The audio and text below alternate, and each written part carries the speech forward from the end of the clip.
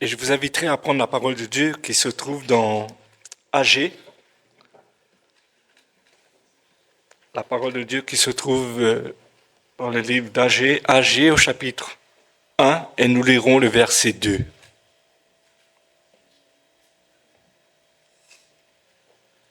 C'est bien ça, oui.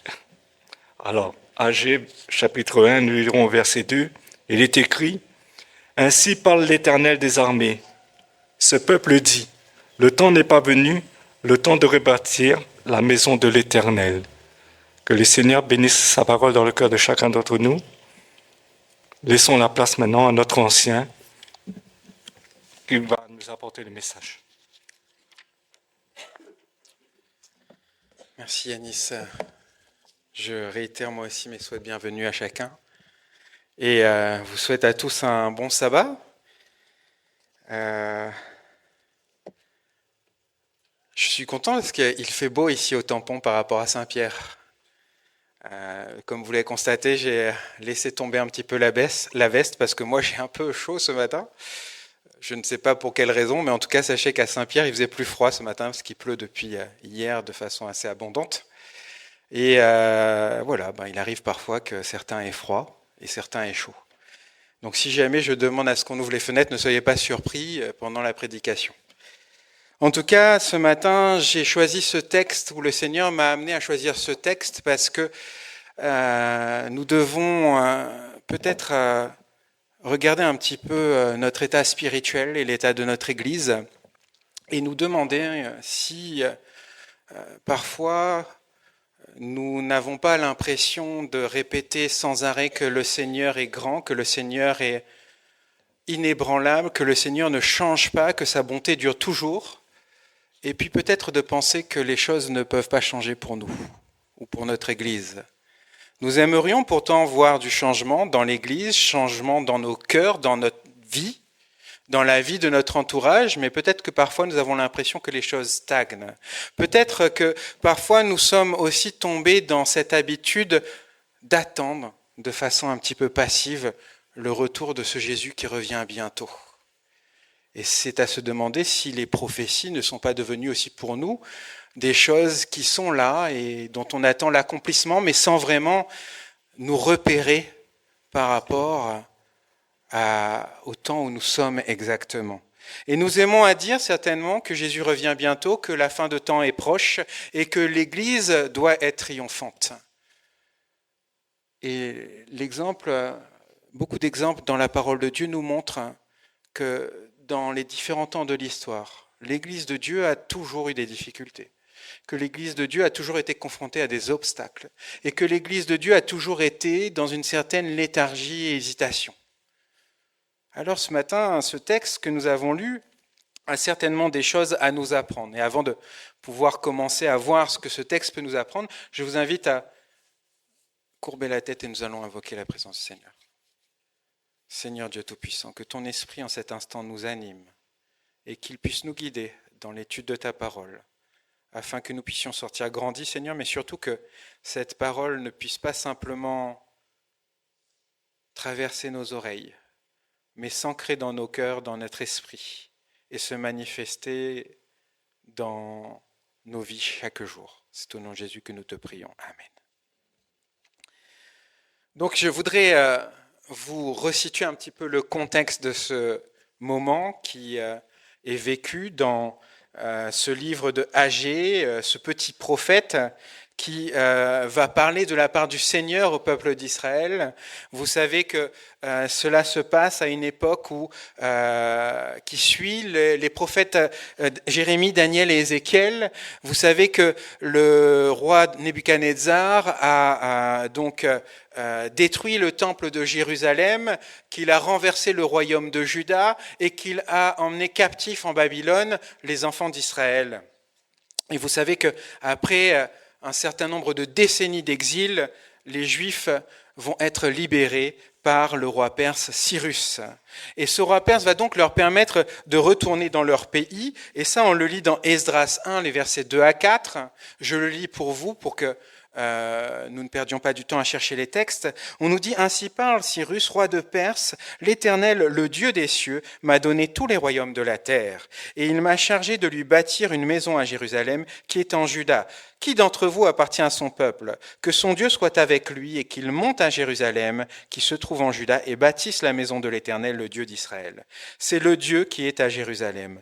De tout endroit où séjournent tous ceux qui restent du peuple, les gens de l'endroit les muniront d'argent, d'or, de biens et de bétail, avec des offrandes volontaires pour la maison de Dieu qui est à Jérusalem. » Et donc, on va voir dans les chapitres qui suivent qu'il y a un certain nombre de Juifs, des milliers de Juifs, qui vont donc se mettre en route et retourner à Jérusalem. Et alors qu'ils arrivent en Palestine, ils vont collecter effectivement ces offrandes que le Seigneur avait promis en vue de pouvoir accomplir cette œuvre que le Seigneur avait demandée et que le roi de Perse avait autorisée. Ils vont donc reconstruire l'autel et ils vont aussi poser, dès la 2e année qui suit leur arrivée, les fondements donc du temple, les fondations du temple.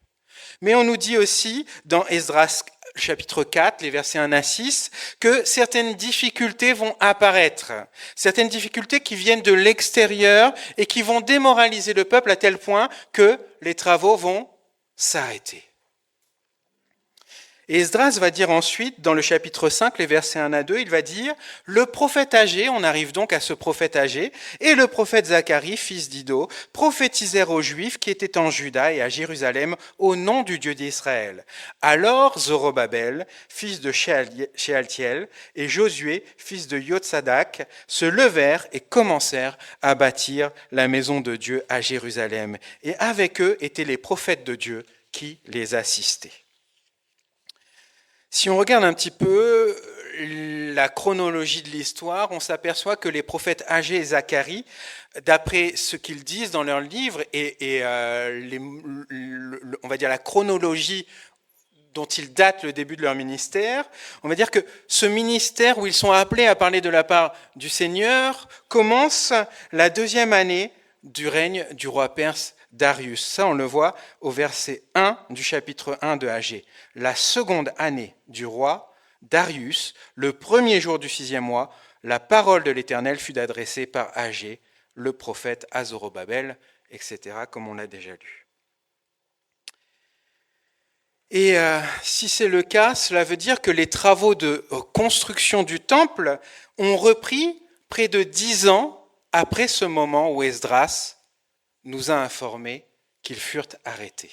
Donc vous voyez qu'il y a eu une pause quand même relativement longue entre le moment où le peuple d'Israël est retourné à Jérusalem pour commencer à construire le temple, où il a mis en place les fondations du temple et où, effectivement, suite à l'intervention du prophète Agé qui est suscité par l'Éternel, ils vont vraiment rebâtir ce temple. Mais si, chers frères et sœurs, dans le livre d'Esdras, on nous indique que les raisons de ce retard étaient des raisons externes, ce n'est pas le cas dans le livre d'Agé. Dans le livre d'Esdras, Esdras nous dit que le problème était dû aux adversaires de Juda et de Benjamin. Ça, vous le voyez dans Esdras 4, verset 1. Et au verset 4 d'Esdras 4, on nous dit que cela était dû aux gens du pays qui démoralisaient les Juifs. Et puis au verset 5, il nous dit que cela était dû aux conseillers qui avaient été soudoyés pour déformer les intentions des Juifs. Mais ce qui est intéressant de voir ce matin, c'est que lorsque vous prenez le livre d'Agé, les raisons qui expliquent ce retard ne sont pas externes. Elles ne sont pas extérieures, mais ce sont des raisons intérieures. Selon le prophète, l'arrêt de la construction du temple est dû au peuple lui-même. Et on le voit au verset 2, « Ainsi parle l'Éternel des armées, ce peuple dit, le temps n'est pas venu, le temps de rebâtir la maison de l'Éternel. » Alors, on peut se demander ce matin, pourquoi les Juifs arrêtèrent-ils la construction de leur temple? Qu'est-ce qui les poussa à arrêter les travaux? Et surtout, si nous reportons cela à nous, qu'est-ce que l'étude de cet épisode de l'histoire du peuple de Dieu peut nous apporter aujourd'hui? Donc nous avons ce prophète âgé qui, au nom de Dieu, va s'adresser au gouverneur de Jérusalem, cet homme qui s'appelle Zorobabel, et au souverain sacrificateur Josué, pour leur exposer la situation du peuple de Dieu. Et si vous vous rappelez le texte que nous avons lu tout à l'heure dans Esdras 1, versets 2 à 4, ce roi Cyrus avait parlé en montrant bien qu'il était mandaté de la part de Dieu pour une mission en particulier, et cette mission n'était pas seulement de libérer le peuple juif, mais de les amener à pouvoir reconstruire la maison de l'Éternel, le temple de l'Éternel. Et c'était la raison principale pour laquelle le peuple, au bout des 70 ans de captivité, avait été libéré. Il devait reconstruire ce temple. Et pourtant, on le sait, 10 ans, même plus de 10 ans après qu'il soit rentré en Jérusalem, le temple n'était pas reconstruit. Et le peuple, d'après l'Éternel, même s'ils ne l'ont pas dit de façon directe ou orale, exprimait par leur attitude le fait que le temps n'était pas venu, le temps de reconstruire cette maison. Alors que le roi de Perse, Cyrus, avait dit que c'était le moment de reconstruire, le peuple montrait au niveau de ses actes, de son comportement, que ce n'était pas le temps, que le temps n'était peut-être pas favorable. Le peuple savait qu'il devait reconstruire ce temple. Il était certainement déterminé à le faire, mais pas maintenant. Peut-être que par analogie, nous savons aussi que nous avons une mission à accomplir. Peut-être nous sommes déterminés à accomplir cette mission, mais parfois, nous ne sommes pas prêts à l'accomplir maintenant. L'expression « il n'est pas temps d'eux » dans ce texte est très importante, parce qu'elle semble indiquer que les circonstances pour exécuter l'action demandée ne sont pas favorables ou ne sont pas appropriées pour le moment. Alors, pourquoi le peuple pensait-il effectivement que ces circonstances n'étaient pas favorables pour reconstruire le temple? Il y a plusieurs raisons à cela, plusieurs raisons qui sont donc dénoncées par le prophète comme autant d'excuses pour ne pas faire ce que Dieu attendait de son peuple. Mais les raisons qui nous sont données sont d'abord d'ordre économique. Et lorsque vous lisez un petit peu ce chapitre 1 au verset 10 et 11, vous apprenez que cette période était une période de sécheresse. On nous dit c'est pourquoi les cieux vous ont refusé la rosée et la terre a refusé ses produits. J'ai appelé la sécheresse sur le pays, sur les montagnes, sur le blé, sur le mou, sur l'huile, sur ce que la terre peut rapporter, sur les hommes et sur les bêtes et sur tout le travail des mains. Oui, ces versets nous apprennent que la pluie était rare à cette époque et qu'il n'y avait pas beaucoup de fruits dans les champs. Et donc, certainement, la sécheresse avait affecté de manière particulière toute l'économie du pays. Voilà la première raison économique. La deuxième raison économique, c'était les impôts, les taxes, les tribus. Et il faut que vous sachiez que lorsque le roi Darius est arrivé au pouvoir, il est arrivé au milieu d'intrigues, il est arrivé au milieu de rébellions et de combats acharnés. Donc les premières années de son règne ont été marquées par une volonté véritablement d'asseoir sa domination et son pouvoir. Il a consacré ses premières années de règne à la consolidation de son royaume, de son empire. Et pour cela, effectivement, il fallait remplir les caisses de l'Empire. Et donc, il a mis en place des nouveaux impôts qui étaient des charges supplémentaires, on va dire, sur toutes ces contrées qui étaient sous la responsabilité de l'Empire perse. L'inflation était élevée. Peut-être nous pourrions comparer cela à notre époque aujourd'hui. Et l'Empire se retrouvait plongé dans une crise économique. Donc en plus de la sécheresse, il y avait aussi ces impôts qui étaient lourds et qui s'abattaient sur le peuple.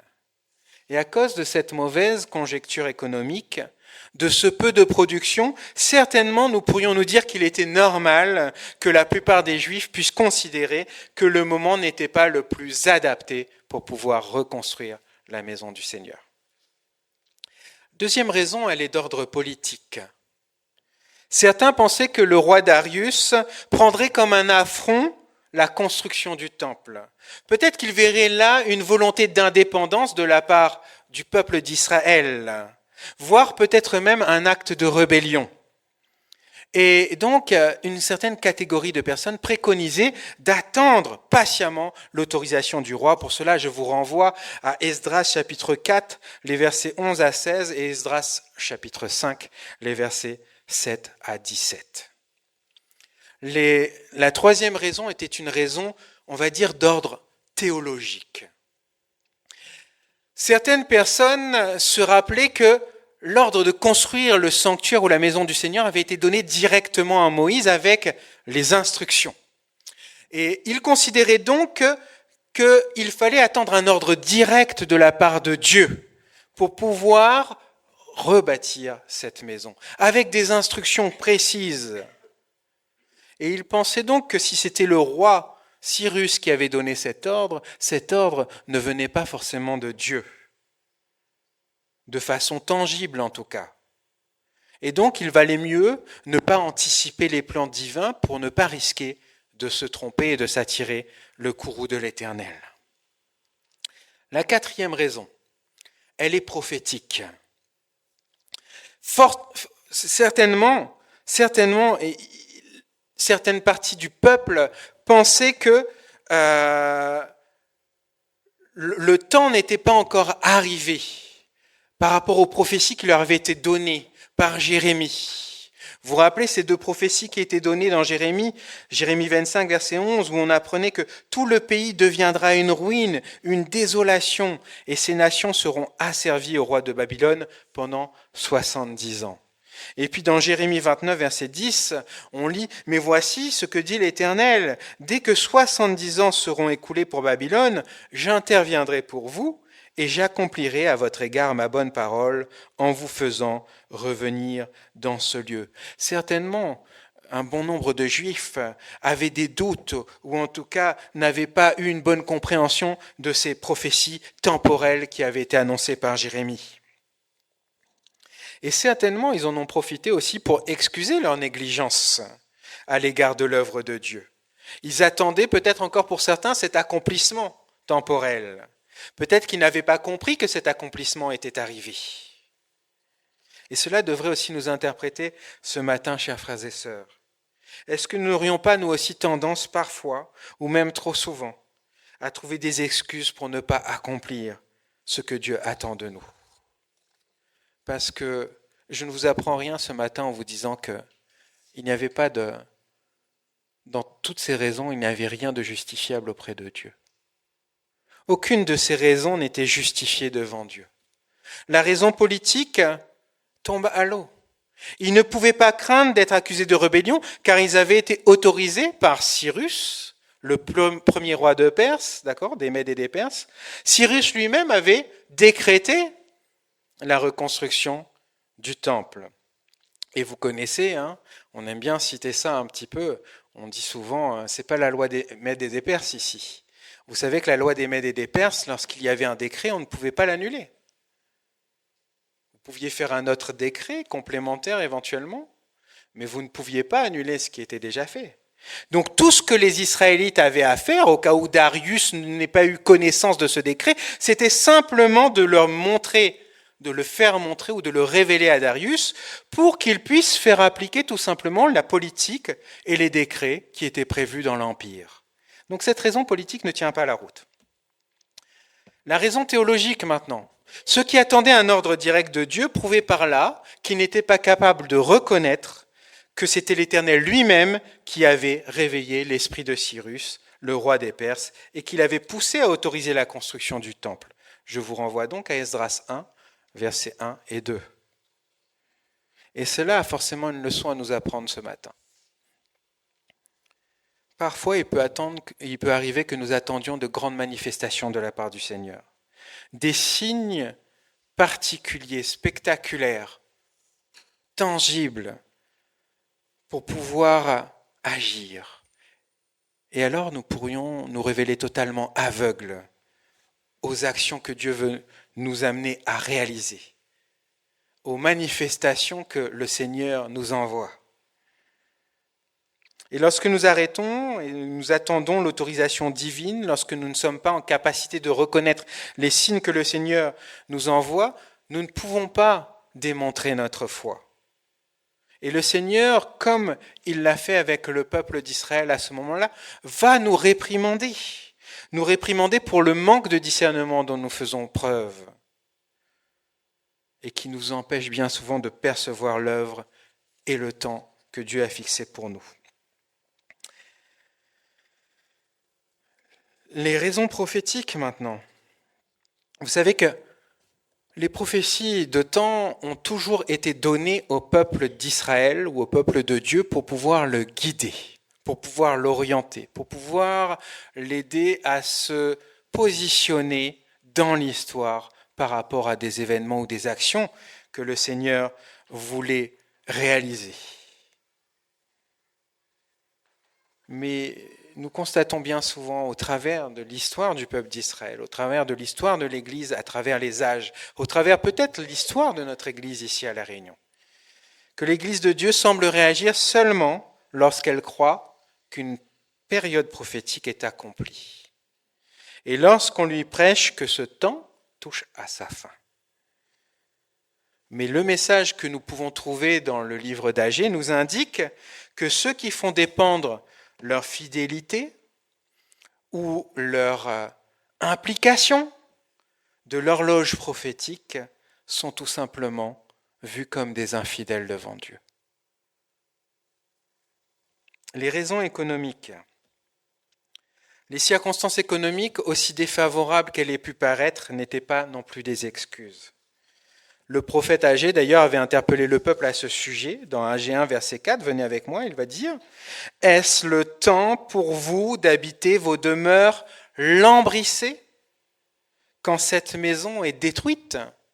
Et je ne voudrais pas m'attarder, parce qu'on n'aura pas le temps ce matin de détailler tout ce qu'on pourrait dire sur ce passage.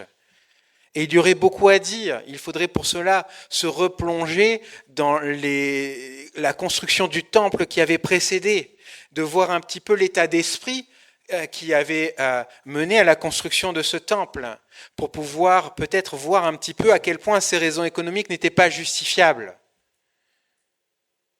Mais le prophète Agée ici va directement parler de la part du Seigneur pour toucher les cœurs et pour interpeller les enfants d'Israël.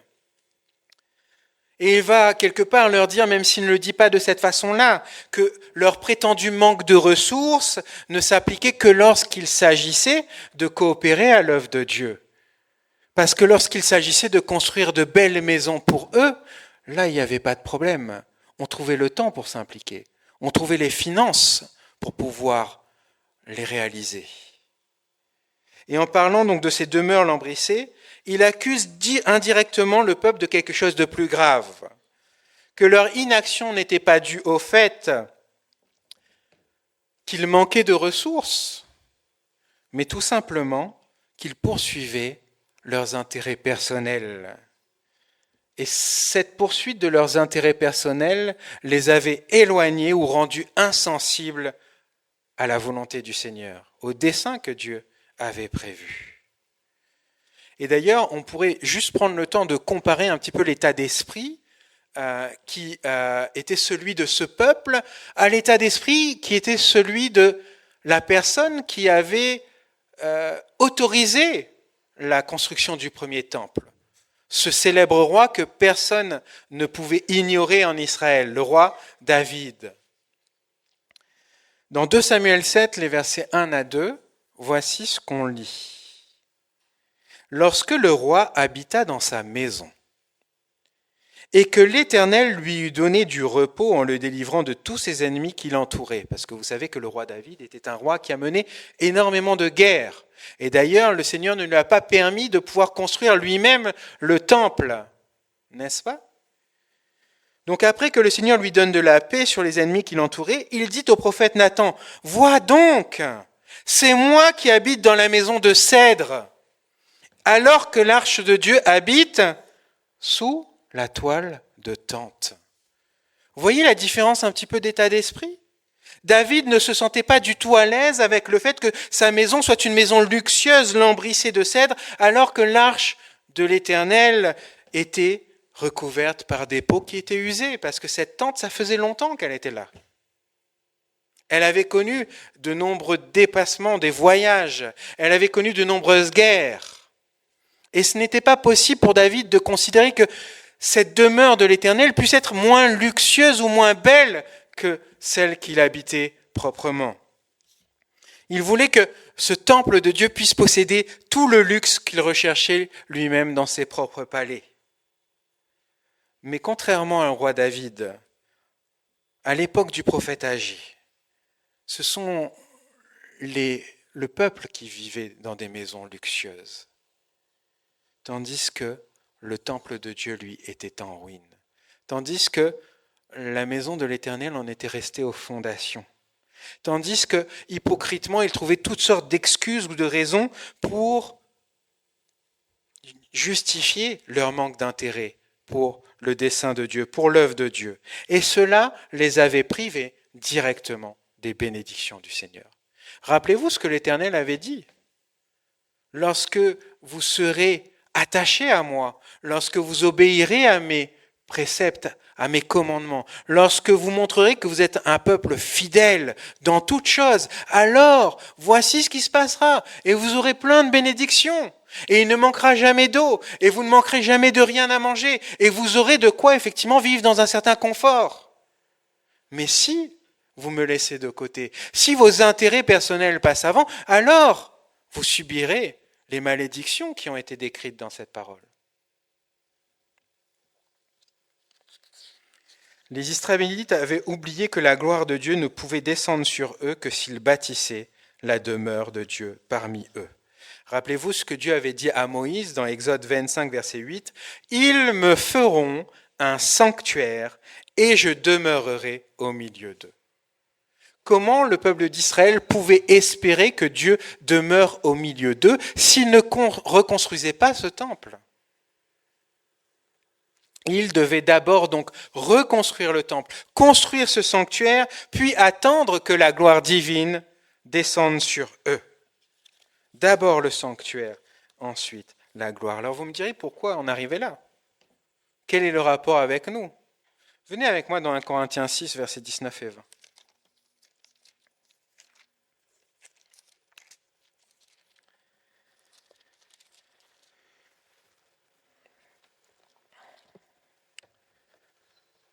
Ne savez-vous pas que votre corps est le temple du Saint-Esprit qui est en vous, que vous avez reçu de Dieu et que vous ne vous appartenez point à vous-même ? Car vous avez été rachetés à grand prix. Glorifiez donc Dieu dans votre corps et dans votre esprit qui appartiennent à Dieu.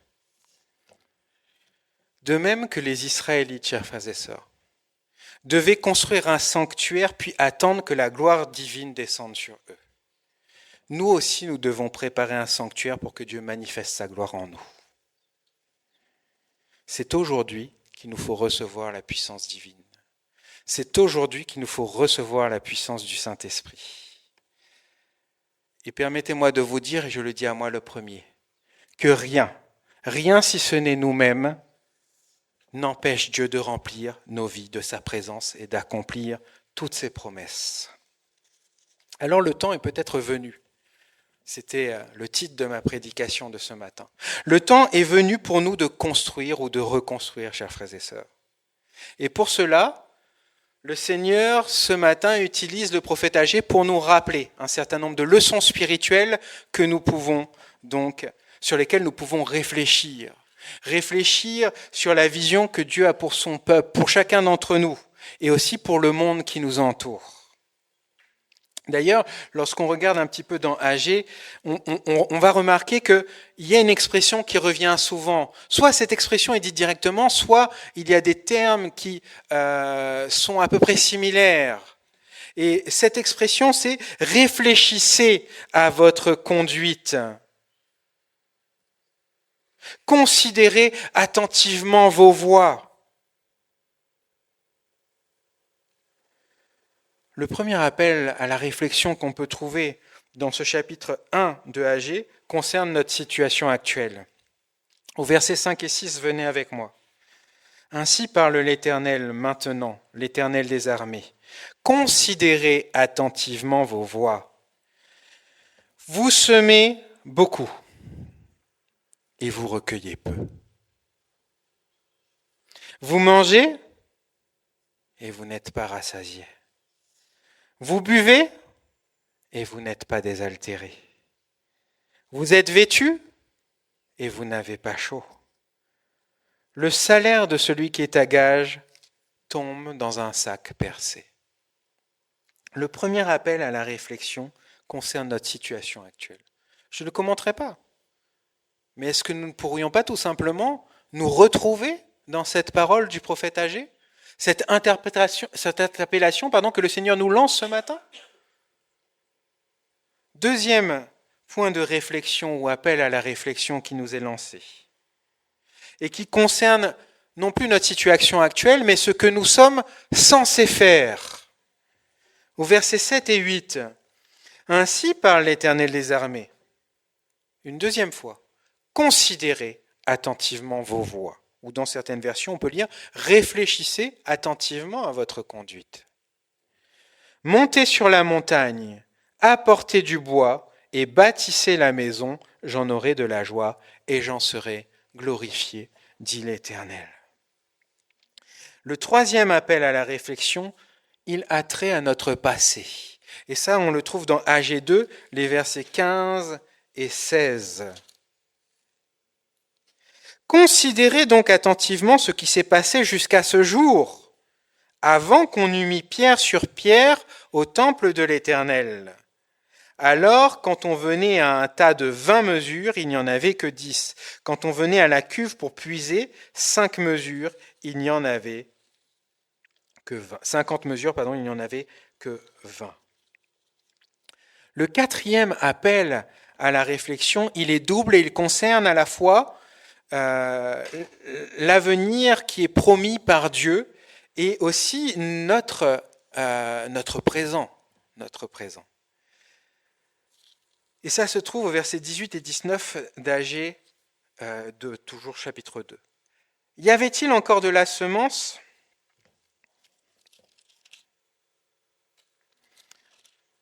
Y avait-il encore de la semence dans les greniers ? Même la vigne, le figuier, le grenadier et l'olivier n'ont rien rapporté. Mais dès ce jour, je répandrai ma bénédiction. Alors cela nous amène à nous demander, chers frères et sœurs, si ce n'est pas le temps pour nous, alors que nous aimons à nous répéter, comme je l'ai dit au début, que le temps est proche, que Jésus revient bientôt, que la mission est à accomplir, que nous voulons y participer. Et bien souvent, peut-être que nous nous focalisons sur les choses qui nous sautent aux yeux. Le frère Elio, ce matin, dans la leçon, a dit que parfois, il y a des choses, des signes que le Seigneur envoie devant nous. Et nous sommes distraits par tout ce que nous voyons à côté. Et tout ce qui nous fait pas voir la présence ou l'action de Dieu devant nous. Chacun de nous devrait constamment mener cette réflexion personnelle qui comprend les 4 étapes suivantes. Première étape, nous examiner attentivement, faire un examen détaillé de notre état, de notre condition, de notre situation actuelle. Deuxième étape, nous placer dans un processus de recherche par le moyen des révélations divines, par le moyen de la prière, demander au Saint-Esprit, demander à Dieu de nous révéler sa volonté pour nous. Et quand je dis nous, je parle de nous individuellement et je parle aussi de nous collectivement en tant qu'Église. La troisième étape, c'est de faire une rétrospection, c'est-à-dire de nous rappeler ce qui s'est produit dans notre vie, en bien ou en mal, pour pouvoir repérer les situations passées qui certainement affectent encore de façon négative notre présent. Et la quatrième étape, elle est très importante. C'est de nous approprier les promesses de Dieu et une vision claire de l'avenir donc qui est basée sur ces promesses. Le Seigneur dit « Je suis avec vous ». Dans l'ordre de mission que le Seigneur a donné, allez, faites de toutes les nations des disciples. Il n'a pas dit « Faites de toutes les nations des disciples et débrouillez-vous ». Il a dit « Et voici, je suis avec vous tous les jours, jusqu'à la fin du monde. » La réflexion, chers frères et sœurs, est la seule manière pour nous de construire le sanctuaire. Si nous nous contentons de notre état actuel, si nous ne sommes pas en mesure de nous remettre en question, si nous n'avons pas ce désir de progresser avec le Seigneur, alors nous n'arriverons pas à reconstruire ou à construire ce temple. Nous n'arriverons pas à préparer notre cœur pour que la gloire de Dieu se révèle à travers nous. Et je voudrais vous dire aussi que si nous pouvons prendre effectivement les choses de façon individuelle, reconstruire ce temple, c'est aussi reconstruire l'Église. Et c'est la mission que le Seigneur veut nous donner ce matin. Notre mission n'est pas seulement d'apporter la bonne nouvelle aux autres, mais c'est aussi de parvenir à l'unité de la foi, l'unité de l'esprit, l'unité d'amour dans l'Église. Et c'est d'ailleurs cette raison pour laquelle l'apôtre Paul unit l'image d'un corps à celle d'un édifice lorsqu'il décrit la mission de l'Église. Dans Éphésiens 4, les versets 12 à 13, l'apôtre Paul va parler ainsi. Il va parler du perfectionnement des saints en vue de l'œuvre du ministère et de l'édification du corps de Christ, jusqu'à ce que nous soyons tous parvenus à l'unité de la foi et de la connaissance du Fils de Dieu, à l'état d'homme fait, à la mesure de la stature parfaite du Christ. Est-ce que l'objectif est trop grand ? Certainement, l'objectif est grand. Mais si la parole de Dieu nous révèle, c'est que le Seigneur peut nous permettre d'atteindre cet objectif.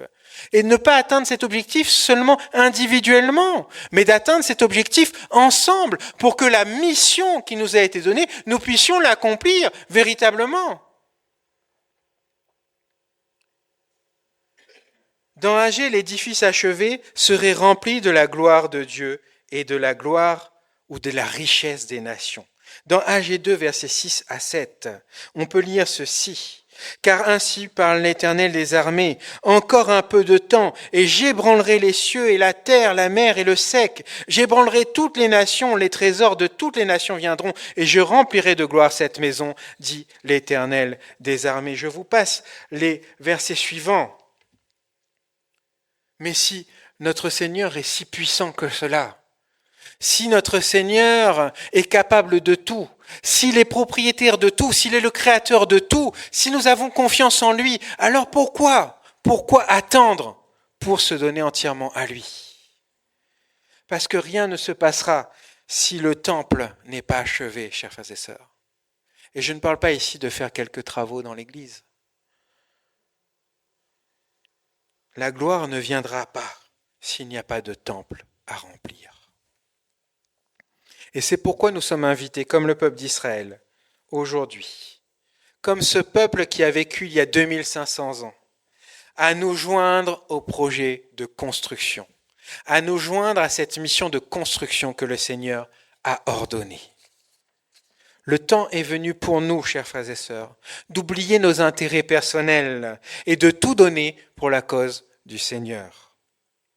Tout comme il a demandé à Israël, le Seigneur nous demande aujourd'hui de réfléchir à notre conduite, à nos devoirs, à notre passé, à l'avenir que nous avons en Dieu. Et il nous demande de lui donner une priorité absolue, de donner une priorité absolue à son œuvre. Il demande à chacun d'entre nous de faire de nos corps un temple dans lequel il puisse faire sa demeure. C'est le moment ou jamais, chers frères et sœurs, de prendre position, de prendre notre destinée entre nos mains et d'accomplir la tâche que le Seigneur nous a donnée. Si nous devions retenir 2 leçons essentielles ce matin. Pour mener à bien l'œuvre que le Seigneur nous a donnée, l'œuvre de Dieu, il nous fera toujours faire face à des défis, à des obstacles. Ces problèmes, chers frères et sœurs, peuvent venir de l'extérieur. Mais ces problèmes viennent bien souvent aussi du sein même du peuple de Dieu. À l'époque d'Agé, l'œuvre de reconstruction était paralysée par la mauvaise attitude de ceux qui revenaient pour reconstruire. Est-ce que, si le Seigneur nous donne cet ordre de construire le temple, de reconstruire le temple, aujourd'hui, nous avons peut-être encore cette attitude d'hésitation, cette attitude de nous cacher derrière des excuses que nous pourrions trouver bonnes, que nous pourrions trouver même défendables. La clé du succès dans tous les domaines de la vie, c'est de donner la priorité à l'œuvre de Dieu. Nous ne devons pas attendre les bénédictions du Seigneur pour être fidèles à Dieu. Et je ne parle pas ici que des bénédictions matérielles. Parce que bien souvent, on se retranche un petit peu derrière les finances en se disant que si nous sommes fidèles dans nos dîmes et nos offrandes, le Seigneur va nous bénir davantage. Et on sera plus riche. Mais la richesse que le Seigneur veut nous donner, ce n'est pas de l'argent et de l'or.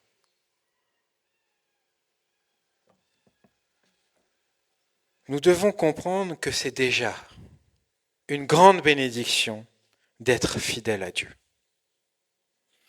Par conséquent, il n'y a pas de meilleur moment que maintenant pour nous, pour chacun d'entre nous, pour commencer ou pour continuer à nous impliquer totalement dans l'œuvre de Dieu. Et il n'y a non plus, chers frères et sœurs, personne de mieux placé que chacun d'entre nous pour accomplir dès maintenant la mission que Dieu nous a confiée. Alors c'est vrai que les défis peuvent nous paraître grands. Peut-être que parfois nous avons l'impression que le moment n'est pas convenable. Mais si vous êtes comme moi un étudiant de la parole de Dieu, et je sais que vous l'êtes, quelqu'un qui aime approfondir un peu les prophéties qui se trouvent dans l'Apocalypse, certainement vous savez, chers frères et sœurs, que plus nous attendons, et moins le temps sera propice et convenable à pouvoir construire ce temple et à accomplir la mission que le Seigneur nous a donnée. Alors que nous puissions dès maintenant nous imposer cette étape, cette réflexion personnelle, cette réflexion collective qui nous amène véritablement à faire de cette maison, que ce soit nos corps individuellement ou de cette maison collectivement, le temple dans lequel la gloire de Dieu se manifeste. C'est ma prière pour chacun d'entre nous.